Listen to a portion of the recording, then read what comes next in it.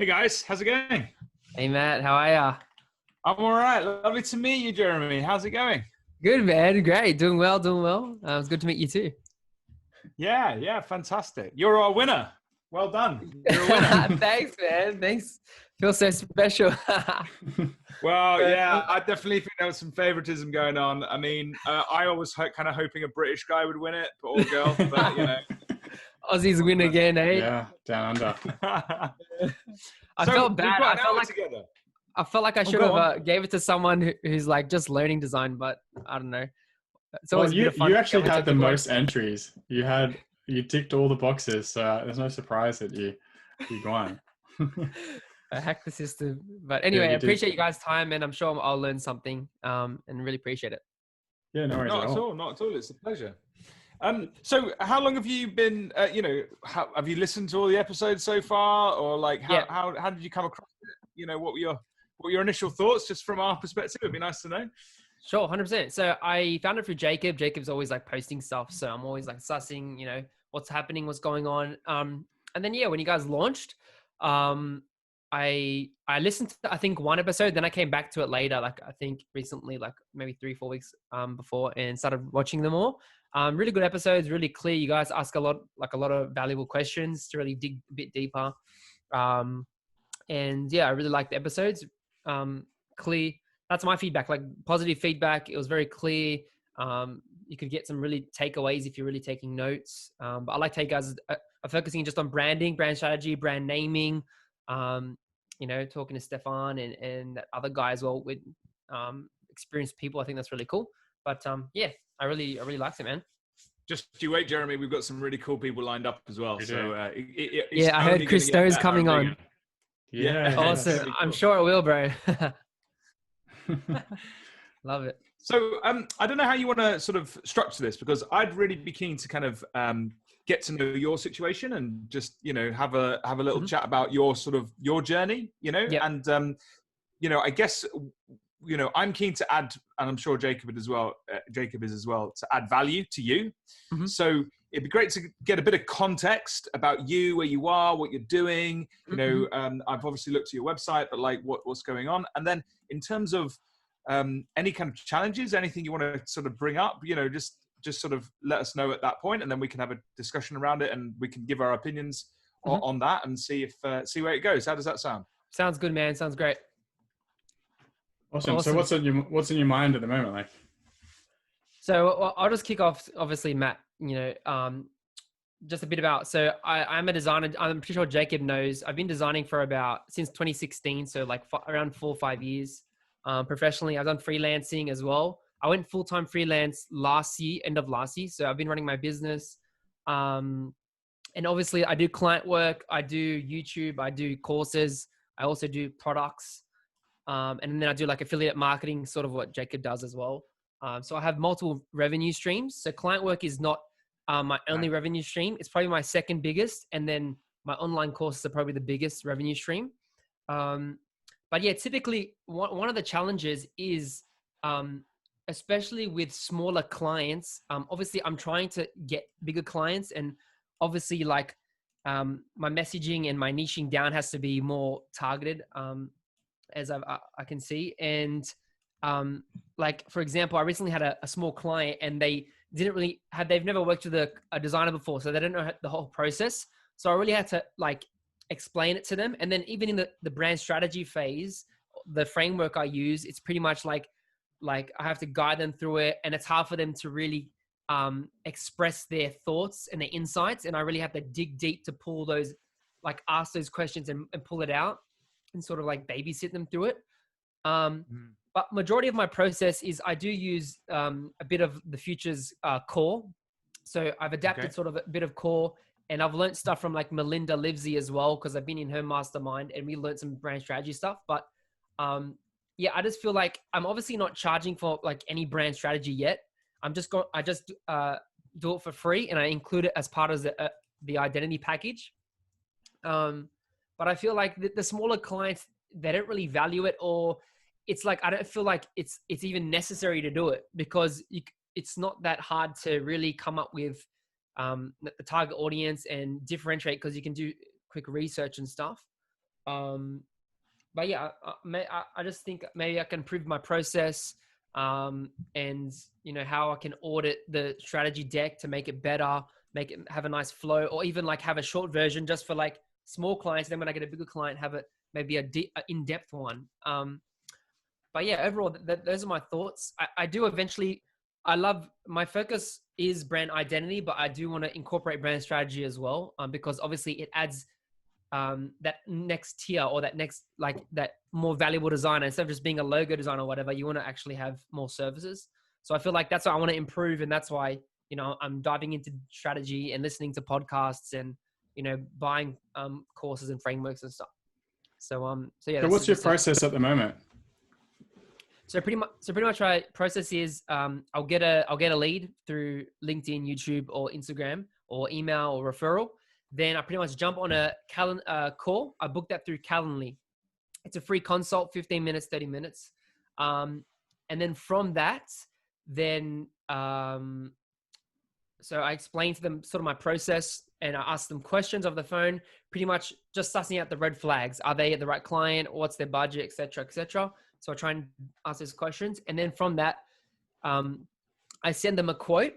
If it's a small client, I don't do a full proposal. I do have a proposal deck, but I do that for like the bigger clients. I don't feel like the small clients need it. I'll literally just send a quote through my accounting software. It has like an inbuilt thing. So it has like the line items, and then it's got like the date and stuff, and then my logo and that. And then I'll just send them like a quote from that call, but I'll say that the price on the call.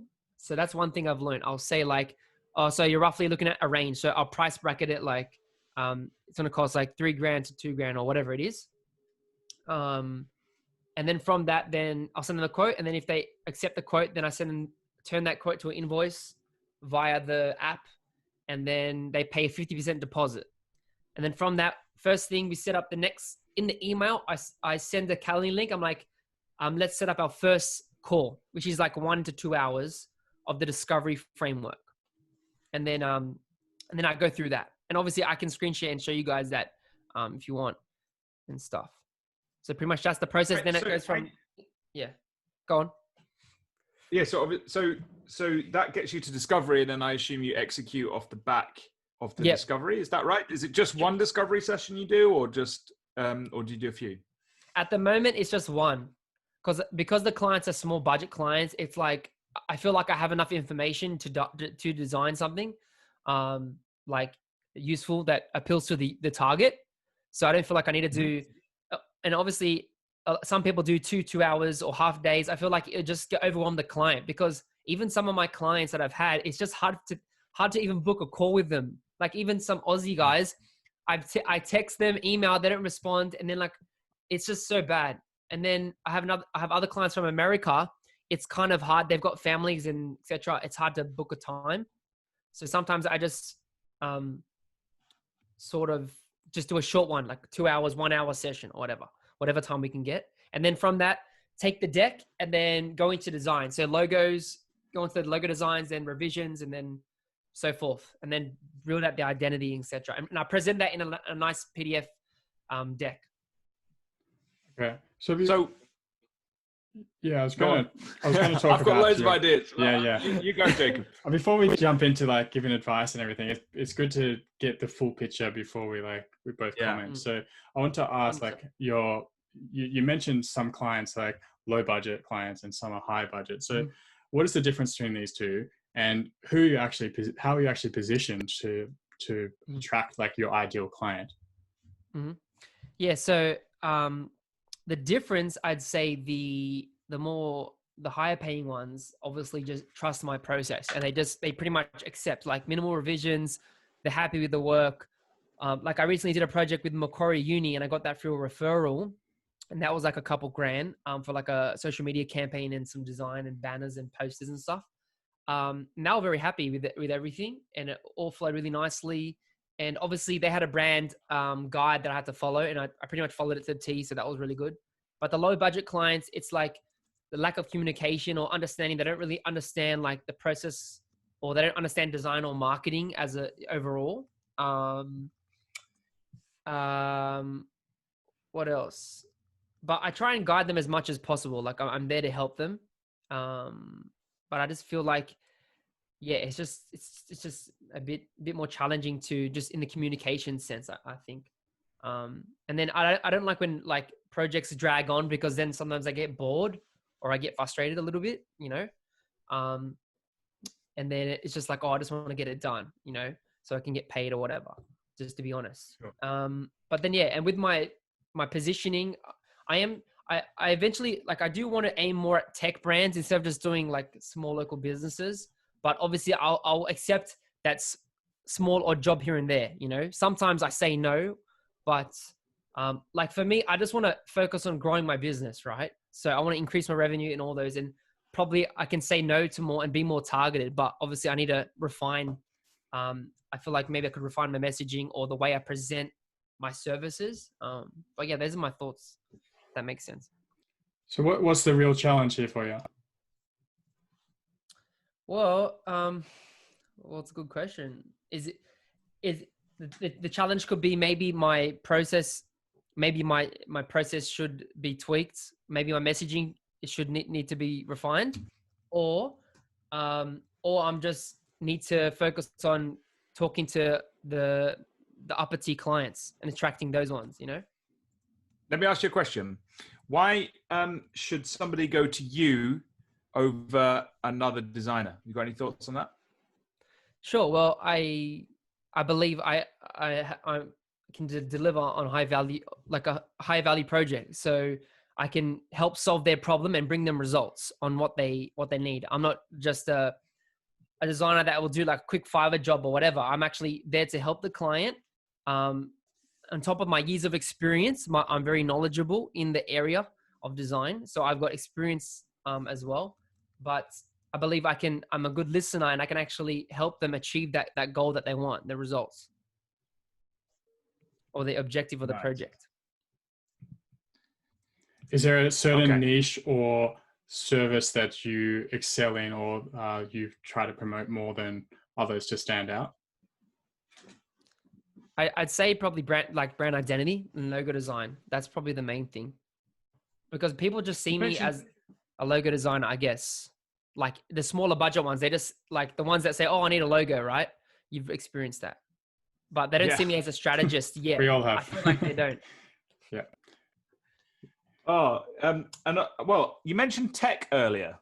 Yeah. As a kind of a desirable place to play. By the way, we aren't grilling you, right? There's no wrong answers here. I'm open, man. We're just trying to get a good context. All right, so don't sweat. You can be honest with me.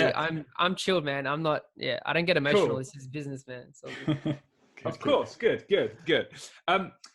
But yeah, you mentioned tech. Talk to us about have you played in the tech space before, or is it just something that you think's cool and you want to kind of go for, or what's your kind of thinking? Yeah, I think it's more of an interest that I have, because I'm really big into like tech and software. Like I use a lot of different apps, and like I'm into gaming as well a little bit. And I've sort of been brought up with tech.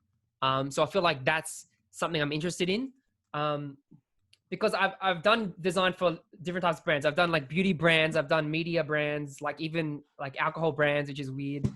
So it's just a mix, but I feel like, I think digital is where I'm like, I feel like I want to be. Like, I just like everything technical. Obviously on my website, Mura Design Co., I have brand identity and web design for tech brands and solopreneurs. And recently I updated that. Before it was just like businesses or entrepreneurs or whatever. But so I'm slowly trying to shift that way. But obviously I need to update my portfolio. But if I don't get a tech client, then I'll have to make up concept project, right? But yeah, that's my thoughts on that. Okay, so in an ideal world, if you woke up tomorrow, what would your ideal scenario be? Like, who would you be working for? What's your business at? Like, what's like the best? Good question. Well, I'd be making more revenue. I would be working with, it'd be cool to do like a project with like Disney or like Microsoft or like one of those companies, or like ConvertKit or Adobe. Like it would be cool to do a collab with them.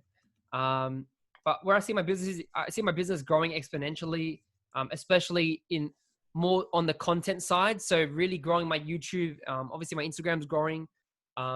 But yeah, on the client side, it'll be cool to work with like, you know, some of those bigger companies. And obviously you need great work and things like that and connections and everything. But yeah, and obviously I might want to be expanding. So like, I don't want to run a full agency, but I like being agile. So I wouldn't mind to start to outsource some things. Like even if I just outsource the design or the strategy for a project and do like a 5K project, 10K, you know, going up, I wouldn't mind that. But that's where I see myself being in the next, you know, 3 to 5 years. That's awesome. That's great. Yeah. So it sounds to me like what I'm hearing is, Matt, I want to work with Matt and Jacob. I want to work with bigger clients, right? I want to get a bit more revenue into the projects, and I want to get clients that kind of value a little bit more of the thinking side of things and want to communicate and want to come to me to really solve a business problem rather than chuck a brief out at me and expect me to kind of just sort of grope around in the dark and find some ideas that might land or not, right? Yeah. That sounds to me like the problem. There's three there. Yeah. Yep. So Jacob, do you think we're at a stage where we can dive into some ideas around that? Yeah, so let me just write for those down. For sure. Increase revenue. Yeah. It's attract. Yeah, it's a common thread.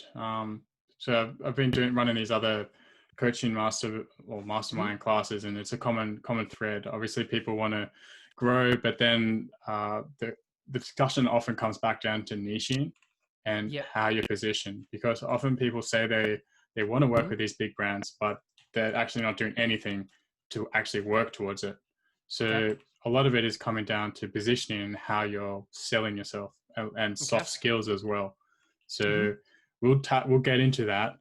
But at least we have a picture of where you want to go and your current situation, which is all helpful. And we'll obviously give some insights, and I'm sure we can learn from you as well. So it's all awesome. Yeah. This is how we roll.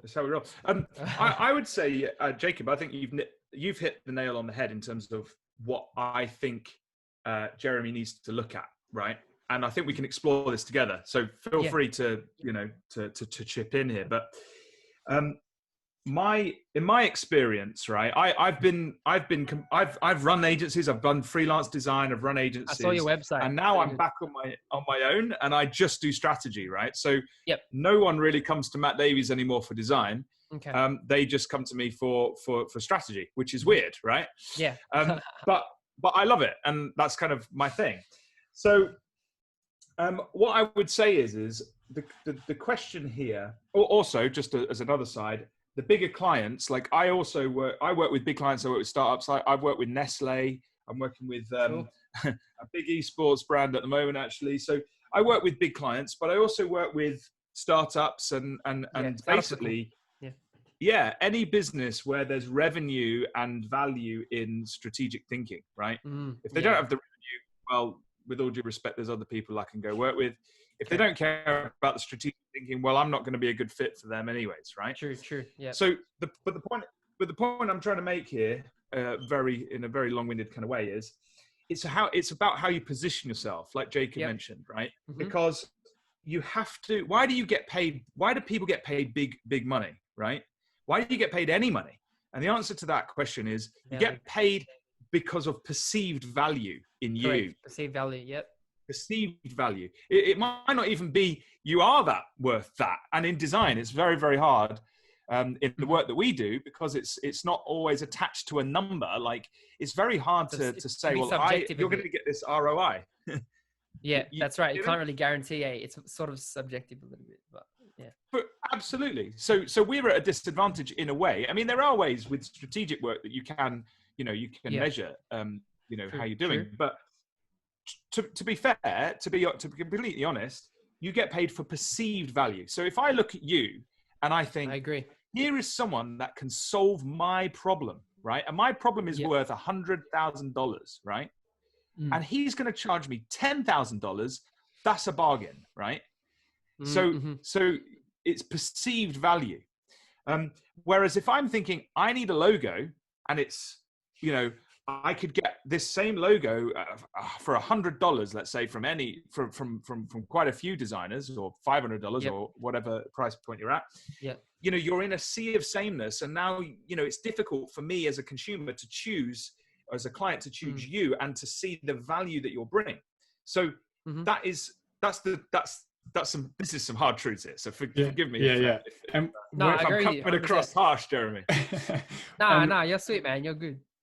And what Matt said earlier about, he asked you a very challenging question about what would people choose you over someone else for? Like, why would they come to you? A hard question. These are all the difficult questions, but these are the questions. These are the answers are what are going to elevate you to get these bigger clients, and to be positioned in a way that allows you to increase your value to other people. So if you know where you want to go, and if that is your goal, then you have to work on your positioning and what people are going to hire you for, rather than just like, it's okay to be the coach guy, the course guy, and all of that. But whether or not other people looking for, like, let's say Disney or Microsoft or ConvertKit are looking for that, probably not. So you need to shift your positioning in a way that's going to attract these clients and actually resonate with them. So the problems you're solving actually are their problems, and not just like courses and I guess logo projects. So 100%. And like, how do you feel like, for you, obviously you're a multidisciplinary, and you do like multiple things, like you know, affiliate marketing and all that stuff. How does that, do people see you as just a strategist now and designer, or do they see you as like, the marketing guy and other stuff as well? Like, how do you? It's a difficult game to compare against other people, because what works for someone isn't going to necessarily work for you. Because I could talk to you all day about my strategies and how it works, and the fact is that I have a lot of traffic and I have a lot of eyeballs, so I can use a wide casting net in my strategy. Whereas a lot of other smaller businesses, they don't have that that opportunity, so they need to laser target a little bit better. And laser targeting is the way to go if you don't have this wide casting net. True. It's important to consider that. So yes, I have coaching, affiliate marketing, and courses, and all that stuff that you do. And my specialty is strategy, logo design, and identity design. So similar to you, but the strategy of how I get clients is based on 10 years of correct SEO and everything like that. So definitely, you have to consider what you don't see behind the scenes when you're trying to build yourself. So you have to picture where you want to be, who you want to work for, and how you want to be perceived in the market. And that's what position is all about. So I'm writing notes. I would agree with that. Like, I'm like the opposite to Jacob in terms of traffic to my site, in terms of, I mean, I'm building my own profiles, but that's not really my strategy. My strategy is more niche. So what I tend to do is, the way I get clients is I do a lot of speaking, right? Surprise. I do a lot of like public, I do a lot of public talks. It's good, man. I kind of then use that as my kind of awareness campaigns, if you can call it that. But it's not really a campaign. It's kind of just awareness activity noise. Like, this is me. It's very genuine and it's very honest. And I don't use social media posting, you know, kind of automated posting. It's all just me on the fly on my phone. And that rawness is what I'm selling. I'm selling me, right? And I realized this through my career that, you know, it's me. So what I try and do is make sure I'm going to the right people to sell my consultancy service, which is the main bulk of my income. And, you know, what Jacob has said about laser focus, for me, I can testify to the fact that that is absolutely the way to go. So I just go in and I say, I sell brand strategy, right? But my stuff is more longer term. So the ideal projects for me are not projects where I go in and deliver some execution, sort of some design work, which is. Oh no! I think Matt's Rolling. Halfway. Maybe his microphone had enough of him listening to him. Talking. Yeah, so to touch on what he was doing, like talking about laser focus, it's a smart way to do it. And that's what niching comes down to. And as I mentioned earlier, like a lot of it does come down to what niche you're focusing on. Because that, if you know who your customers are, you can better position yourself and 100%. Better connect with them. So it's it's an important step of building up your business. And like we can all improve. Like I don't even have a particular niche. I do strategy and logos and identity. So I don't focus like on a certain segment, but you can do that. Like you could do fitness brands or health and wellness or whatever it may be. Yeah, exactly. So yours is tech. You could change all your focus to be on tech. So I think you follow G'day Frank on Instagram. G'day Frank. So he's doing that tech, as well. Yeah, the tech focus. So someone to follow there. But apologies, guys. My internet just dropped out. Sorry, we're talking about you. I know you're carrying that. It's like how good you are, bro. Speaking. No. Well, no, I just talk, and then that obviously, if I'm talking about a problem, usually the problem that I'm talking about is alignment, right, within organizations. That's alignment. Cool. Yeah. So I use brand strategy as a way of getting leadership teams to solve that problem. Now, if you think about that as a problem to some CEOs, that can be worth a lot of money, like particularly in big organizations. If they can get all their team pulling in the same direction, they will smash their targets. If they can get people emotionally engaged, that will smash their targets, and make them feel great about themselves, and make their mark on the world and all that stuff. Now that's a bigger problem than creating a piece of collateral for a marketing department. Do you see what I mean? So the value perception is higher. So what I would say to you is, if you want to get paid more, think bigger in terms of the problem that you're solving. And think about, you've mentioned some really cool things. So you've talked about tech, you've talked about, you've got the years of experience, you want to solve problems. So what I would say to you is you need to hang out with some, you probably do anyway, but so forgive me if you do, but like talk to tech people, right? Talk to tech startups. What's the big problems in tech right now around your area, right? Where are the meetups? Go hang out with them. 100%. See if you can get on some platforms. See if you can get your name out. Find the subjects that really kind of make them, stay up at night sweating, right? That really frustrate them. Find those subjects and design a little talk around it, right? And you've got a YouTube channel, you've got loads of stuff, so you'll be able to push it out through those channels. I know the audiences might not be exactly right, but someone might know someone's and share it with them. Do you see what I mean? So my kind of strategy is very sort of, like Jacob said, like really laser focused on basically, I have in my mind of the perfect person that I like to serve, which is a maverick CEO of a business with about 40 plus people in it, right? And this maverick CEO is unhappy because they want to change the world some way, and all their people are running in different directions. It's driving them nuts. So when I get up to speak and I say, look, brand, it's this thing, it unifies everybody. It gives you a very clear focus, and we can work on various workshops to get everybody pulling that direction. That solves a huge problem for a CEO who has loads of money. So, well, usually. And then, but the other thing I would say is there's not many people playing in that space, at least in my region here in the Midlands in Nottingham.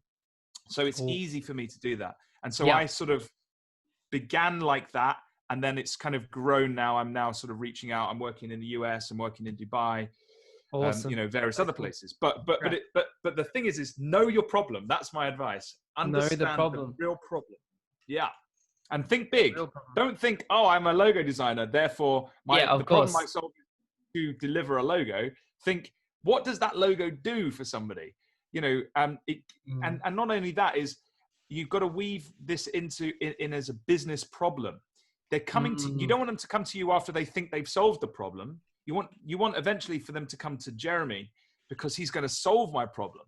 So what is that problem? And that is what you probably need to tap into and explore. Would be my suggestion. Great advice. We just had a recording, Matt and I, yesterday, with someone that went through this process of the branding process of how someone comes to you saying, no, I want this, I want something, I want a video, I want a logo. And he talked through about how to talk about or shift the conversation from the logo to the business problem. And often it's about asking the right questions. And the more you can ask, the more questions you ask, the more you can understand where they're trying to go. they don't need a logo to get 100K or whatever revenue a year.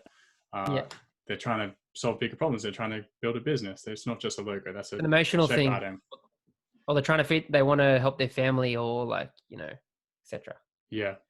And painting a picture of where they're trying to go is very helpful in the sales process. And don't talk about it as like a sales process, but knowing where they're trying to take this is really what the basis of the whole conversation is going to be. So you spend a lot of time figuring out what they're trying to do, and listen, ask the right questions, because the more you listen, the better you understand what their problem is, and the better you can define it and then provide your solution. And that's really what this sales game is all about.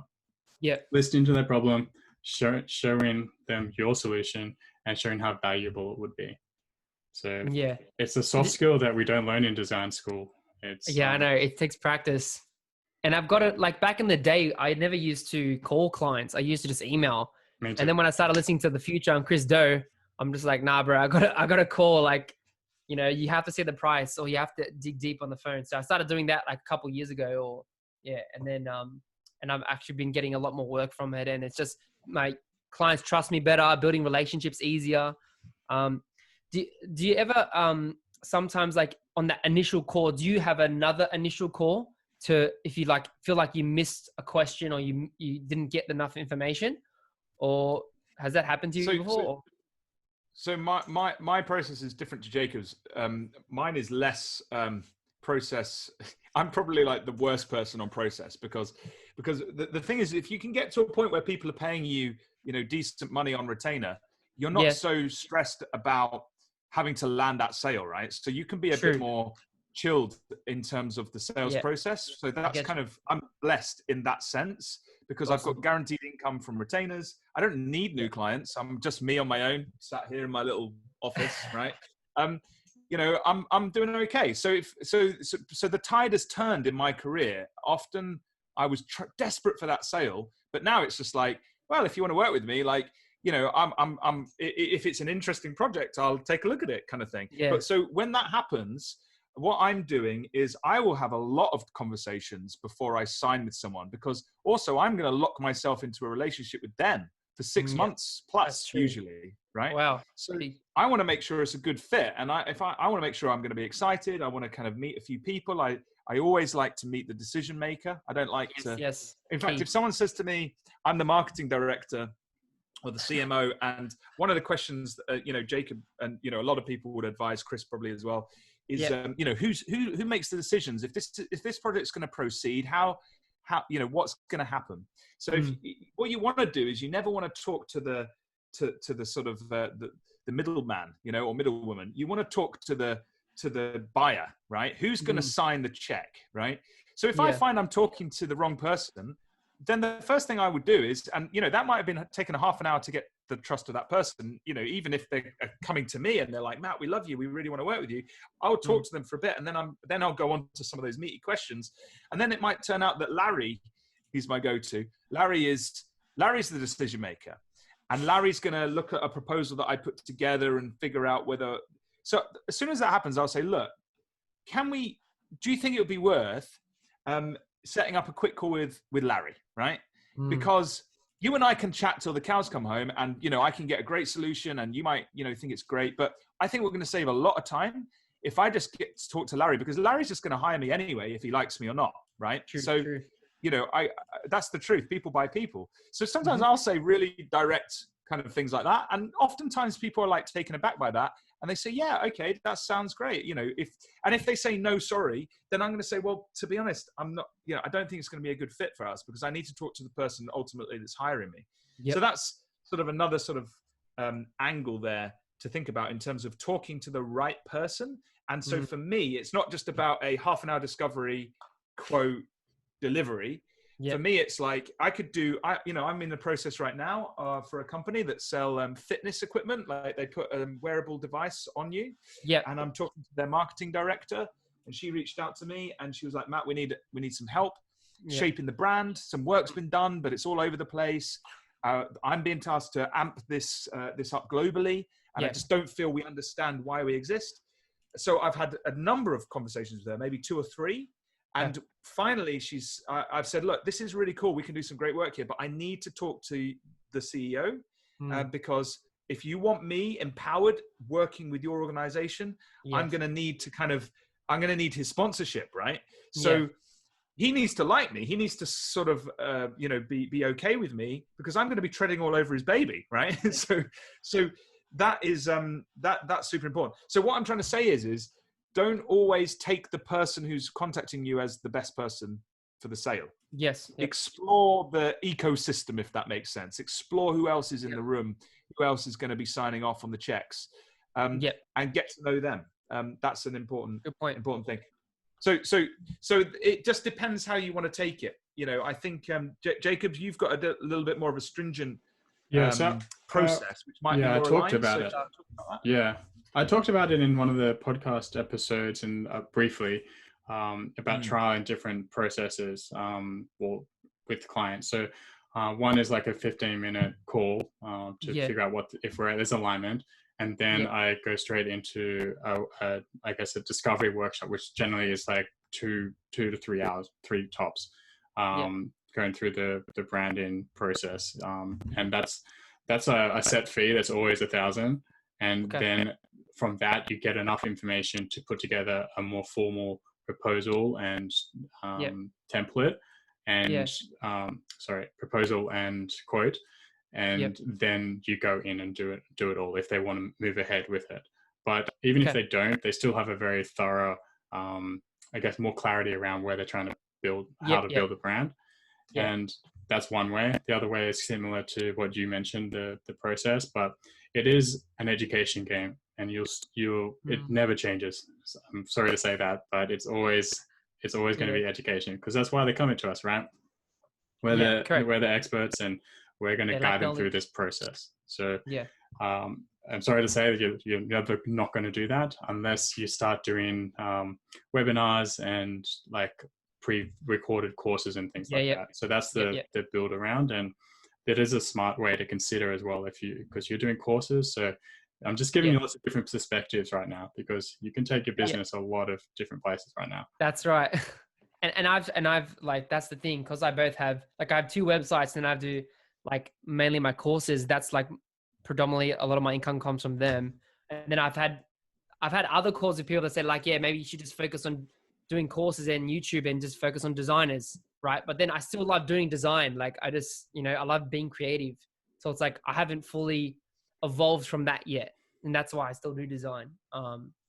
You're always going to be a designer. Like we'll always have design in us. I am. Yeah. It's not, you're not going to have that drawn from you. Like, even though Matt does strategy, like you're still a designer at heart. True. I agree. Not at all. I think once you're wired as a designer, you're actually, you've got a superpower there, I believe that, bro. Differently. You can think about stuff that's not even real yet, and you can figure out a way to get there and imagine it. And, it's for sure. And business needs this, particularly when we're, just get a bit heavy, but since we're going into like the robotic era, and the robots are going to be doing all the manual stuff, business needs ideas and sparks of ideas and creativity. And so, having a design way of thinking is awesome. Absolutely awesome and needed. So I think that's, there's some really interesting thoughts there. I want to recommend something to you, Jeremy, like that I found genuinely an amazing way of thinking. I still haven't mastered it, and but there's an old school. I call him old school, so I hope he never watches this. But there's a guy called Alan Weiss, spelt Weis, and he wrote a book which, when I read, completely changed the way I did business. And it's called the $1 Million Consultant. Right. Okay. So he comes at business from a different genre. I think he's a sales consultant or something like that. Okay. But the principles he outlines in $1 Million Consultant is very, very powerful. And I think even Blair Innes, Blair Innes? Yeah. Have I have his book, Without Pitching. I've read it. Perfect. So he references Alan Weiss a few times, and Alan was like kind of the original guy to kind of go out in terms of some of this really cool stuff around options in terms of your quotes and, Yep. you know, price brackets, all of this stuff, a lot of it you can trace back to Alan's way of thinking. Now, obviously not everything in his book is going to be useful to you in your current situation, but what his book starts to do, if you digest it, I think there's an audio book as well, so that's another cool I'll check thing. it out. What it does is it gets you to stop thinking like a commodity and start thinking like a consultant. And you know, he's a proper hardcore business consultant, right? Yeah. So I always think if you take some of his thinking, this is what I did. I took some of his thinking and some of my crazy design thinking and strategy thinking and smashed it together, and I created my own sort of way of doing business. Yeah. But and there's still more to learn. There's still more heights. We're always learning. Everyone's always learning.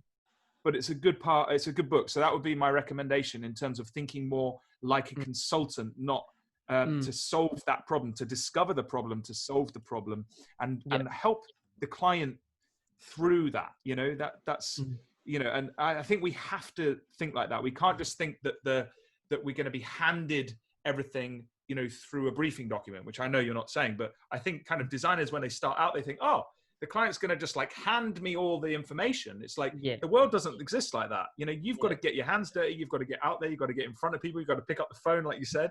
Correct. You've got to get be proactive into people, and people are the problem. So you've got to get comfortable being uncomfortable with that. What are your thoughts, Jacob, on sort of that approach? And you know, have you got any other thoughts on?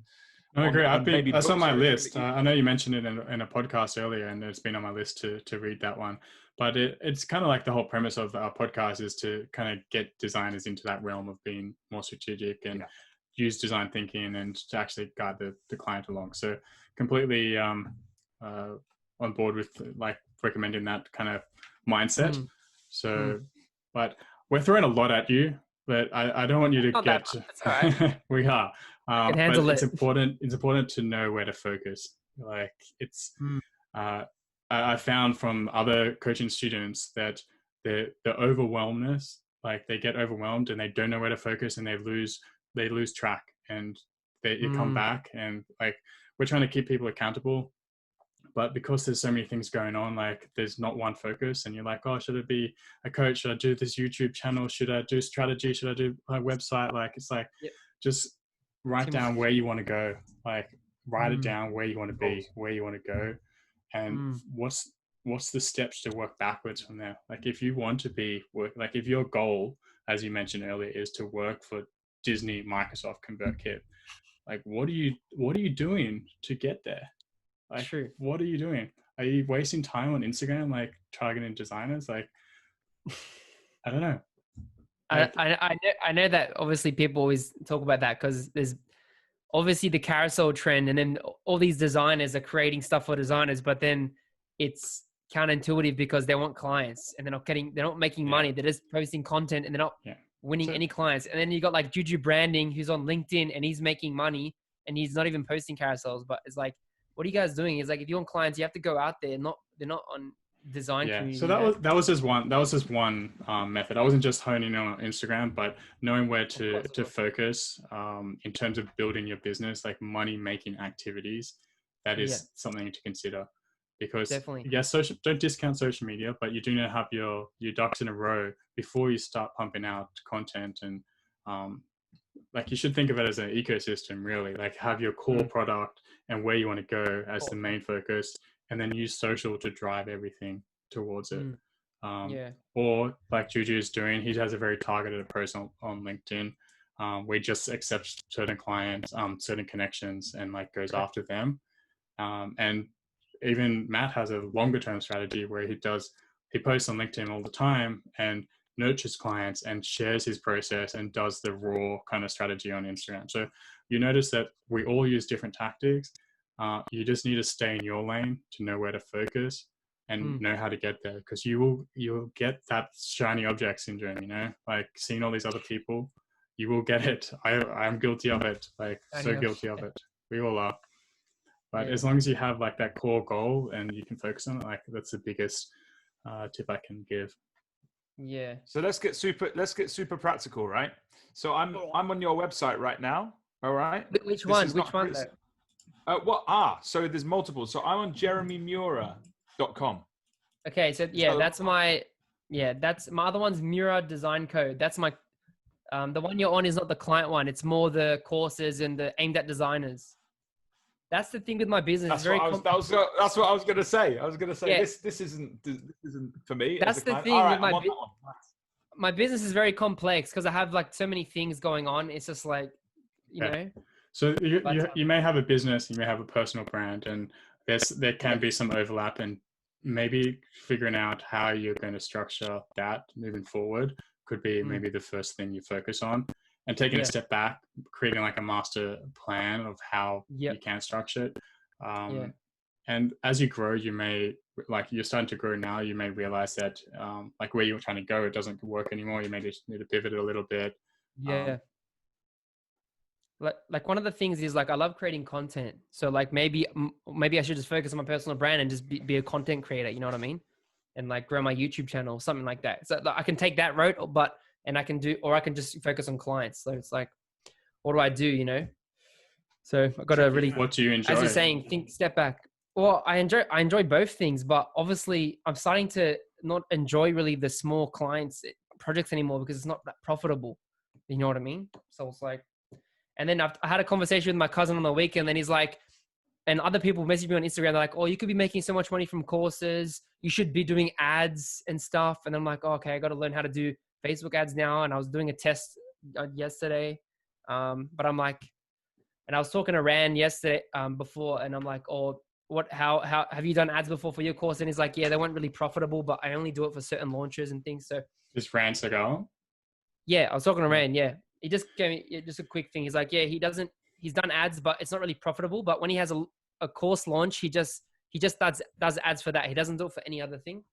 So I was like, okay, trying to get ideas and see if it's really worth my time, because then that's going to be an expense because I have to invest in that. And if I don't get clicks or conversions, that's an issue. So you have a lot of things going on, and I think just taking a step back to know like what you want to focus on could help you. And like if you focus on courses, it doesn't mean that you're not going to do client work. You may get client work along the way, but you could like triple your cost, your prices at the moment, and that way you'll get rid of those low clients, and you'll have clients that you want to work with, and not have that overwhelm, you know. And then you can still focus on your course or your channels in your community, which it seems that you enjoy based on like everything you're putting out there. So yeah, it's fun. Yeah, I actually enjoy doing carousels. It's kind of fun, and like I like helping people.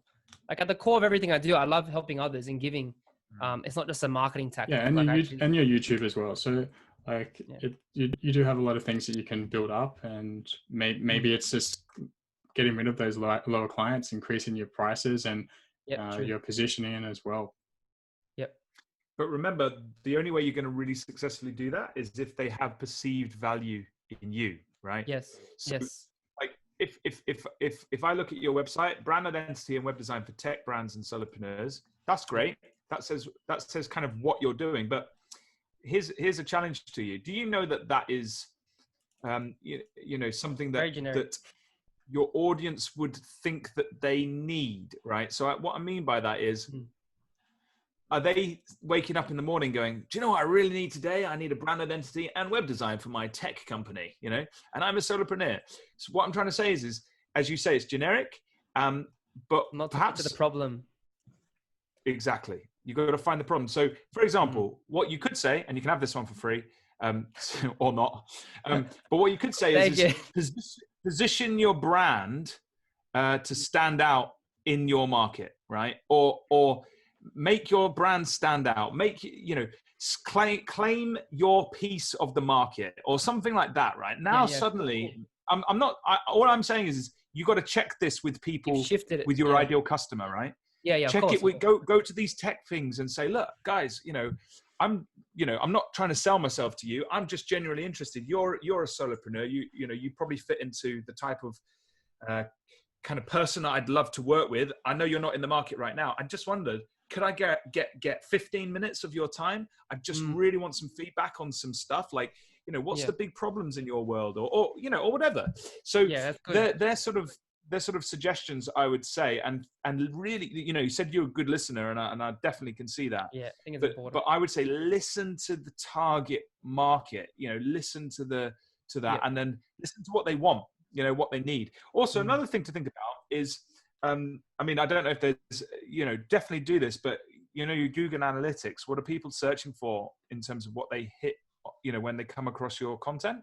Yeah. So that's another angle. Sometimes you can find a need because someone searched for, you know, brand positioning for tech company, you know, rather than brand identity. You know, so it's just a thought. But you know, I'm just saying, explore it, get to the root problem. What problem are you solving for somebody?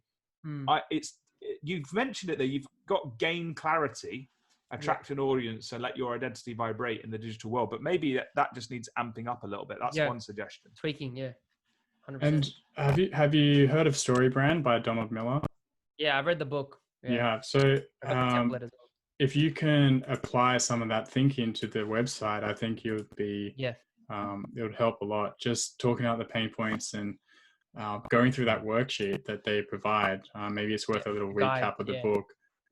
Position you as the guide and talking about the future state of the client, where you're going to take them and take them from A to B. Yeah, exactly. Okay.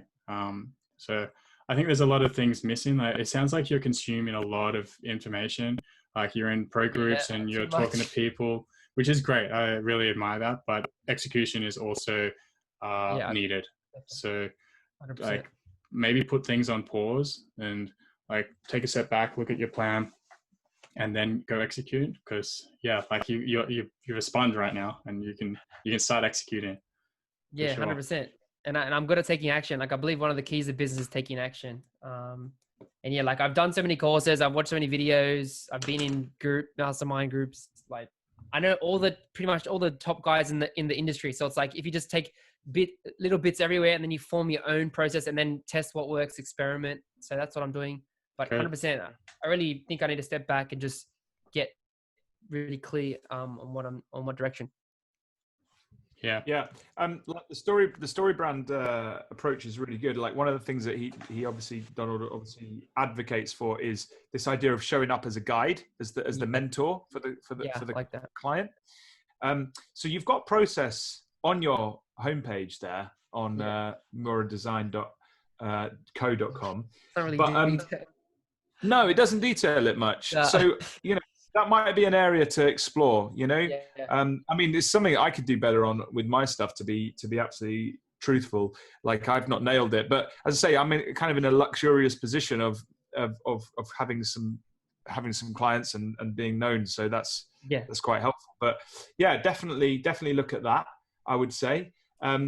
But yeah, I mean, the thing is, I think it comes back down to what Jacob said, right? Laser focus.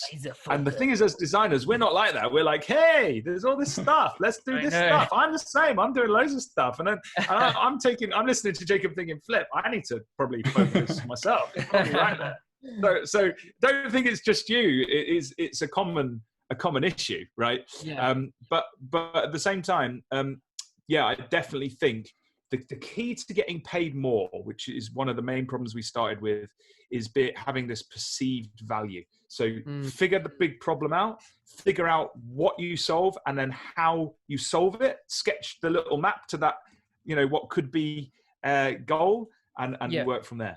Yeah. Anyway, chaps, I'm going to have to fly in a second because I see time's almost up. Is there anything else you wanted to kind of go over, Jeremy? Can I quickly show you one of the decks I did for a recent client, just on a practical level? And see just like things I can tweak. I don't know if I can screen share though, but if you click that green button, there's this host disabled. So I don't know. Okay, try now. The power Jacob Cass has. All right, sweet. All right. So I did this one recently. Just any tweaks or things, and obviously I'm always tweaking and improving. But it was for a recent brand. It's called Domestified. Obviously, the name is too long, but just a small cleaning business. So I added quotes, recapping the goal, brand values, which we came up with, benefits, benefits features or benefits services. So I'm asking questions while I'm on a video call on Zoom and just like talking them through it. Then I do the brand attributes to get the positioning statement.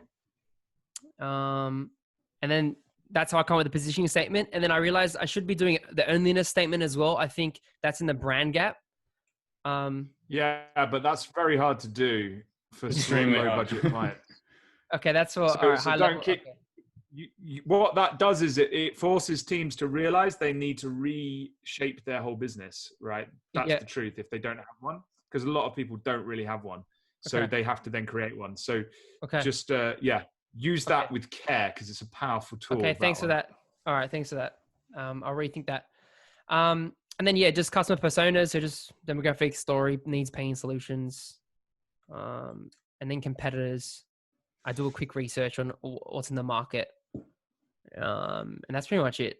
You do that for free?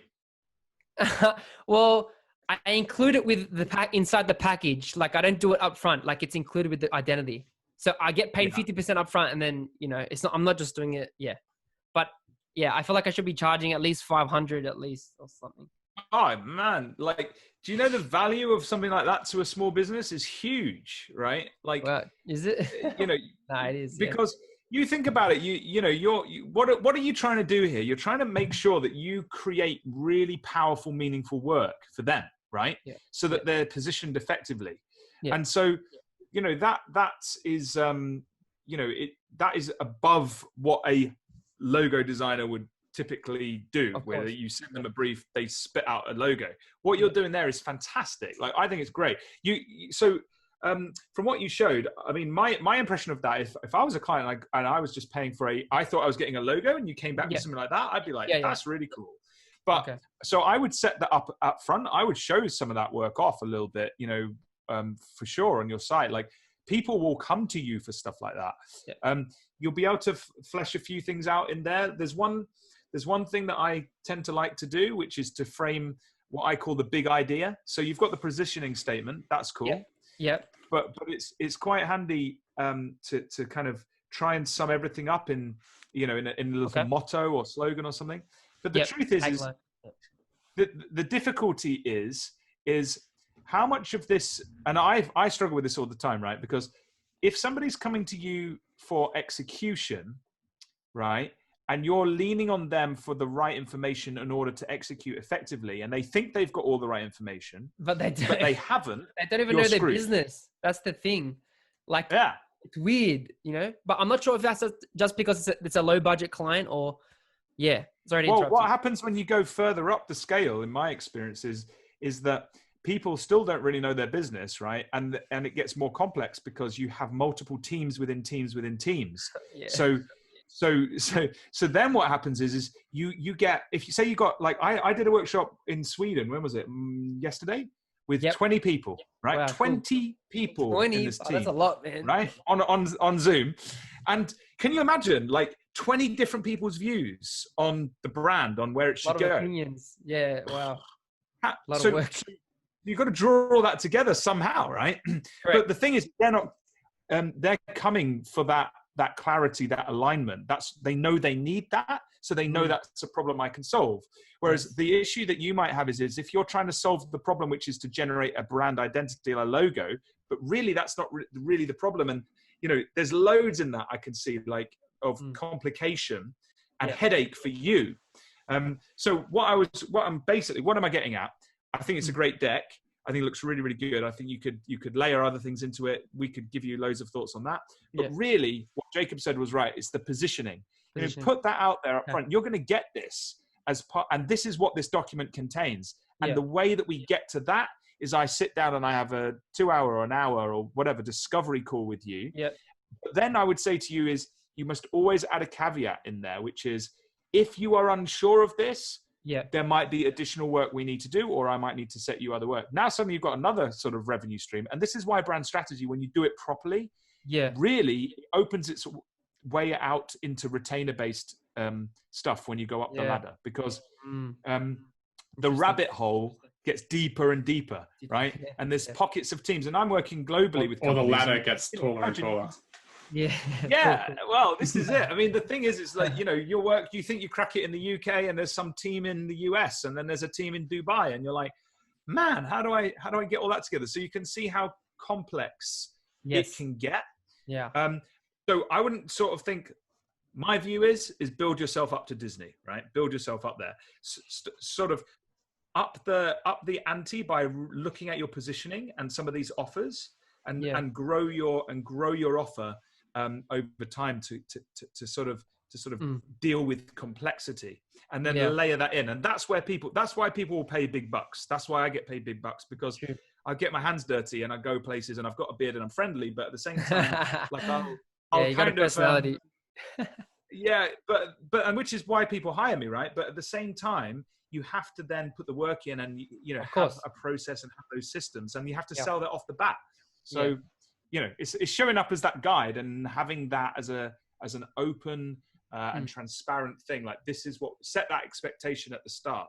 Then someone says, hang on, this is worth more money to me. This is more valuable to me than just a logo, Yeah. So, and do you sometimes, sorry to hold you back, but is it sometimes that you show them previous case studies or like an actual strategy deck you did with a class client in one of those meetings, like on Zoom or whatever? So you're going to hate me, right? If you look at my website, right, I don't think I've got any case studies on there at all. Yeah. Right? So I'm like I don't know. It works for me, right? I have no case studies. It's the beard. I rely on the beard. I have no case studies, and like for sure, I get asked like, "Oh, have you got an example of this?" Now, my response to that is, number one, every single thing I do is completely unique, right? That's true. That's why I find it very hard when you go to do high-level brand strategy. Every business is different, all the people are different, the marketplaces are different, the customers are all different. Yeah. So, you can have a broad process, which I do. But the truth is, I might spend ages in section 2 of one process, and then another time, section 2 is like nailed because somebody in the organization's already done that research or whatever it might be. So the thing I always come back is like, well, no, I don't share my clients' work as well because I'm under NDA, so I sign non-disclosure agreements with the clients. Yep. So if I start sharing insensitive information with you, then that's the thing about strategy. Like, it's very personal data. Legal. Yeah. And people respect that. Funny enough, I had a company the other day. They were like, Matt, how can we hire you without seeing your work? And I was like, well, don't hire me then. Straight up. Like check me out on LinkedIn. Check out my content. We've spoken now for the last 2-3 months. You know that the type of person I am. I can't, disrespect my current client base. For various reasons. I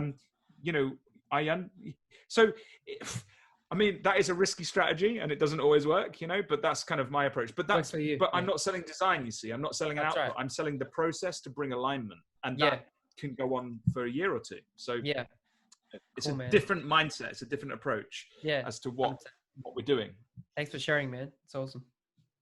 Well, yeah. I mean, as I say, you've got to look at this from your context. Of course. I'm playing in a slightly different space, so please don't just, go and then notch. Yeah.